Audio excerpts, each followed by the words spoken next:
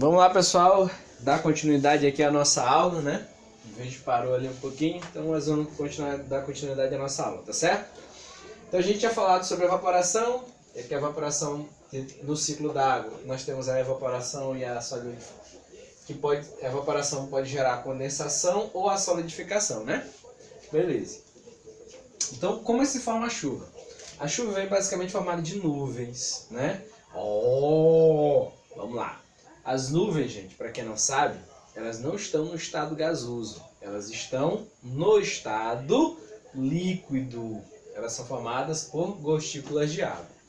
As nuvens, elas podem ter algumas dezenas de metros de altura, mas elas podem também ter alguns quilômetros de altura, tá bom? E aí a gente vai entender o seguinte. Para a formação da chuva, o que é que nós temos? As gotículas de água, elas começam a se agrupar umas às outras, formando uma gota maior. E aí a gravidade começa a atuar com uma força muito intensa sobre essa gota de água, puxando essa gota de água para baixo. Então a gente vai ter a formação da chuva, tá bom? Mas eu posso ter também a parte da solidificação, né? E aí na solidificação eu posso ter dois processos, ou a formação de granizo, ou a formação dos flocos de neve. Como é que eu formo o granizo? Preste atenção. O granizo é feito, gente, quando nuvens que são muito altas, ou seja, elas podem ter acima da superfície até 15 quilômetros acima da superfície, tá bom? Quando essas nuvens que são muito altas, as gotículas de água que estão nessa nuvem, ela sobe, ela encontra lá no topo da nuvem, tá? Sobe por quê, professor? Diferença de pressão, tá? Lembra que numa nuvem eu posso ter diferença de pressão entre a parte de baixo e a parte de cima. Então, como eu tenho diferença de pressão, eu vou ter o fluxo de vento dentro da nuvem. O fluxo de vento pode empurrar as gotículas de água para cima.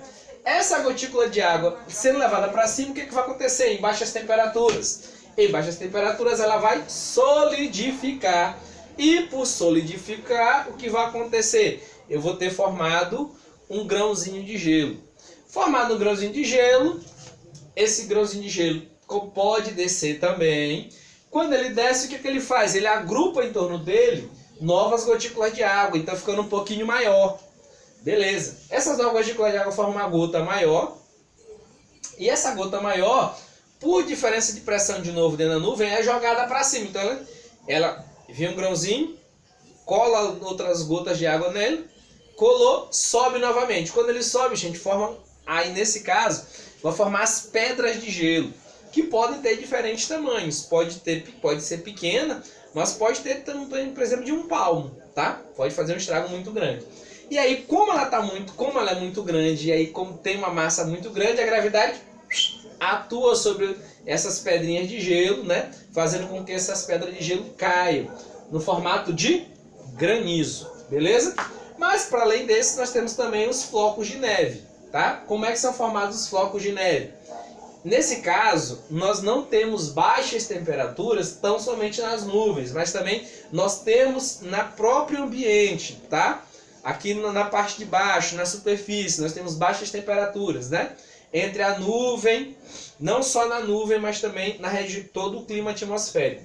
Devido a essas baixas temperaturas em todo o clima atmosférico, essas gotículas de água, elas vão solidificar e aí vão caindo lentamente. E aí quando cai lentamente, elas vão ganhando... Essas gotículas, quando solidificam, elas não solidificam como granizo, que sobe. Ela vai descer no formato de neve, tá? No formato de floco de neve. Mas aí não tem a ver com as baixas temperaturas de subir, como acontece no granizo, tá? Mas é apenas de descer, tá bom? Eu posso descer no formato de gota de água, ou se ela desce devido a propriedades atmosféricas, como por exemplo baixas temperaturas, né? Se ela vai descer, ela pode descer também no formato de floco de neve, tá bom? Uma outra propriedade, né? Quando a gente fala de matéria, é a solubilidade. O que é solubilidade? É a capacidade que um material de ser dissolvido em outro. Vou dar um exemplo: dissolver sal na água. Ou dissolver remédio dentro do seu sangue, como por exemplo quando você toma uma injeção, tá bom? Ou dissolver, por exemplo, uma vacina no seu corpo, tá? São alguns exemplos, tá certo? a solubilidade ela pode ser parcial, ou ela pode ser total, ou ela pode ser parcial. O objeto que é dissolvido, nós damos o nome de soluto. Tá? É o que é dissolvido. Por exemplo, o sal. Sal e água. O sal é o soluto. E a água vai ser o quê? A água vai ser o solvente. Por quê? Porque ela dissolve o material. Beleza? Então, uma solubilidade total. Se você pegar álcool e água e misturar, tu vai ver separação entre os dois? Não, vou misturar totalmente. Tá bom? Então a gente chama de solubilidade total. E a solubilidade parcial? Será que se eu botar 1 kg de sal em 1 litro de água e misturar, 1 kg de sal vai dissolver todinho? É lógico que não. Por quê? Porque nesse caso a solubilidade é parcial. Beleza? E aí a gente tem para essa grandeza, a gente tem o coeficiente de solubilidade, que a gente chama de CS. O que é o CS? Como é que a gente calcula ela? É a massa de soluto, que é o que vai ser dissolvido, dividido pela massa do solvente, que é o que dissolve, tá bom? E aí nós precisamos falar do solvente universal. O que é o solvente universal? O solvente universal é aquele elemento que nós temos na natureza, que dissolve quase tudo que nós conhecemos. O que é isso? A água, galera. A água é o solvente universal, tá? Ela dissolve quase tudo, tá bom? Por isso que a gente lava as coisas com a água. É por isso que nós temos o nosso sangue quase todo composto de água, assim como o nosso corpo, tá bom? É por isso que muitos dos nossos remédios, eles são feitos à base de água, tá? Por quê? Porque a água é o solvente universal, tá? Ela dissolve quase tudo. Professor, ela dissolve tudo? É lógico que não. Já tentou lavar uma panela suja de óleo só com água? Vai limpar? Não. Por quê? Porque a água e óleo não se misturam, eles não são solúveis, tá bom? Entendido? Beleza. Vou dar uma paradinha aqui no vídeo rapidinho, só pra gente apagar o quadro. Beleza, gente. Dando continuidade aqui sobre as propriedades da matéria, a gente vai falar sobre as propriedades químicas da matéria, tá? Lembra que a gente começou falando sobre as propriedades físicas? Agora nós vamos falar sobre as propriedades químicas da matéria, tá bom? Beleza. Por que é importante nós conhecermos as propriedades químicas da matéria? A gente vai já entender o porquê. O que são propriedades químicas da matéria? São propriedades...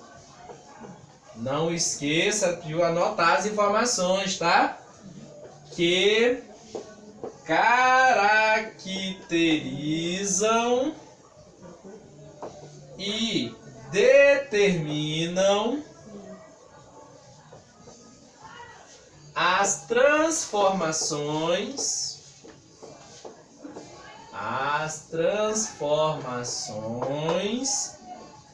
que a matéria é capaz de sofrer, tá? Então, quando nós vamos estudar as propriedades químicas, a gente vai buscar fazer o quê? Caracterizar e determinar as transformações que a matéria ela pode sofrer. Nesse caso aqui, professor, como assim as transformações? Lembra que a propriedade física eu posso ir e voltar. Na propriedade química não, eu vou mudar as propriedades dos materiais, tá bom? Eu vou mudar as características. Então aqui nesse caso, eu vou trabalhar com propriedades químicas. E qual a importância disso, gente? Se eu faço isso, eu posso ter algumas informações que são extremamente relevantes. Eu posso reproduzir certas transformações. Eu posso criar novas transformações. Eu posso potencializar, tá certo? Certas transformações. Eu posso evitar também certos problemas ambientais, por exemplo, que poderiam acontecer devido às transformações químicas, tá bom? Eu posso direcionar uma transformação química, por exemplo, tá bom? Eu posso tornar ou mais rápido uma transformação, ou eu posso deixar ela mais lenta. Então, observa que nós temos várias utilidades pelas quais entender as transformações químicas, tá bom? Porque, por exemplo, um dos processos que acontece, que se utiliza, por exemplo, na água hoje, é pegar a água do mar, dessaliniza para transformar em água potável. Eu posso fazer isso no laboratório, mas eu quero manter isso só no laboratório? Não, eu posso reproduzir isso para uma escala muito grande, para beneficiar pessoas, tá bom?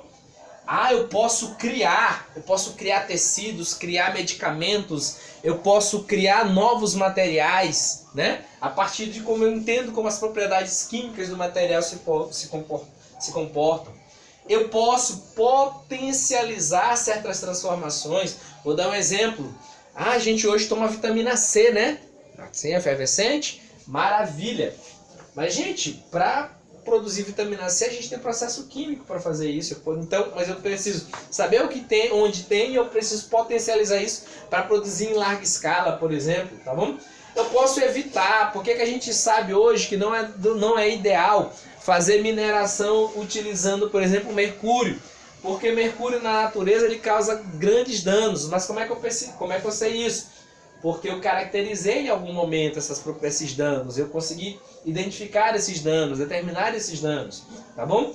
Eu posso direcionar certas reações químicas, por exemplo, como hoje para a produção, por exemplo, de processadores, você faz um direcionamento a partir das transformações químicas e das características do material, tá bom? Você pode acelerar certas reações químicas ou retardar certas reações químicas, tá? São algumas das características que nós utilizamos, tá certo? Né? E aí nós temos que identificar o trabalho de duas pessoas. Eu preciso caracterizar o trabalho do químico. O que o químico faz? Professor, o químico é o cara que estuda essas características, faz esse estudo em pequena escala. E onde é que onde é que a gente encontra essa pequena escala? No laboratório. Então o químico normalmente trabalha em um laboratório. E o cara que trabalha em grande escala, ele tem uma profissão. Que profissão é essa?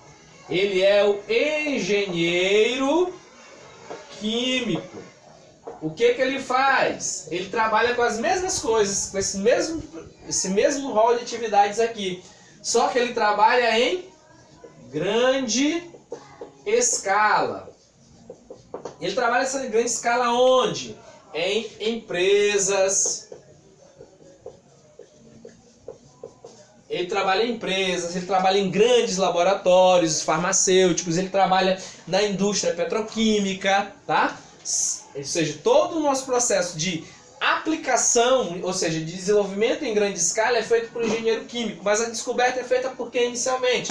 Pelo químico que realiza essa descoberta em um laboratório, tá certo? E aqui nós temos as propriedades, como por fim, para encerrar a aula de hoje, nós temos as propriedades de grupo. Professor, o que são essas propriedades de grupo? É porque certos materiais, certos elementos químicos, eles apresentam propriedades muito parecidas, apesar de serem diferentes materiais, né? E aí, por exemplo, os ácidos. Não sei se você sabe, tá? A gente tem no nosso estômago uma coisa chamada suco gástrico. O suco gástrico do teu estômago é extremamente ácido, muito ácido. Ele é tão ácido que é capaz de digerir carne, gente. Na natureza, o processo para destruir as moléculas da carne, as fibras da carne, é um processo extremamente demorado. Mas dentro do nosso estômago, esse processo dura apenas algumas horas. Por quê? Porque o suco gástrico é extremamente violento. Ele é tão violento que se ele sai do estômago e volta pelo caminho de volta aqui, ó, ele sai queimando. Por quê? Porque no nosso estômago nós temos uma película protetora que evita que esse ácido atinja a parede do estômago, tá certo? Nós temos um muco, né, que protege. Mas aqui no restante do canal, no restante do sistema digestório nós não temos para cima, tá? Esse muco, não temos a produção desse muco. É por isso que no refluxo é extremamente danoso, porque ele queima, tá? Tem um conhecido, por exemplo, que as cordas vocais foram queimadas pelo ácido do estômago, tá bom? Então, muito cuidado, tá bom? Com a alimentação, com algumas coisinhas para você evitar o refluxo, tá bom? Beleza. Os ácidos. Nós temos diferentes tipos de ácido. Nós temos ácido no estômago, ácido nas frutas. Nós temos ácidos em laboratórios. Mas quais as características desses materiais? Normalmente são materiais que apresentam um certo grau de corrosividade, né? Ah, professor, eu soube uma vez que os japoneses eles cozinham carne com limão. Sim, cozinham por quê? Porque o limão é ácido. Tá? Tem um ácido. Então dá pra cozer determinados alimentos no ácido, tá bom? Beleza? Então, as propriedades. Então, mesmo sendo de diferentes materiais, os ácidos apresentam propriedades que são muito parecidas, tá bom? Ácido clorídrico, tá? É um tipo de ácido que é extremamente, que tem um potencial, um pH que a gente vai entender mais na frente muito alto, tá bom? Então a gente tem algumas características de ácido mesmo, tá certo? São características de grupo, são muito parecidas. Nós temos as propriedades de grupo básica. Ah, professor, básica porque é simples? Não, porque vem de base, tá bom? Vem de bases. O que são bases? São alguns materiais, algumas substâncias que apresentam propriedades que a gente chama de propriedades básicas. Vou dar um exemplo, tá? De material, soda cáustica. Ah, professor, soda cáustica não é ácido? Não, soda cáustica não é ácido, tá? Soda cáustica é uma base. Mas também tem propriedades corrosivas? Sim, também tem propriedades corrosivas, assim como os ácidos, tá bom? Mas são propriedades opostas. O que acontece? Se eu misturar um ácido e uma base, por exemplo, eu vou criar água e vou criar um sal, tá bom? Mas temos materiais também que apresentam propriedades de grupo neutras. Ou seja, eles não são nem ácidos nem básicos, tá? Eles não apresentam nenhuma dessas características, então a gente dá essa propriedade desse grupo de propriedades de grupo neutros, tá certo? Beleza.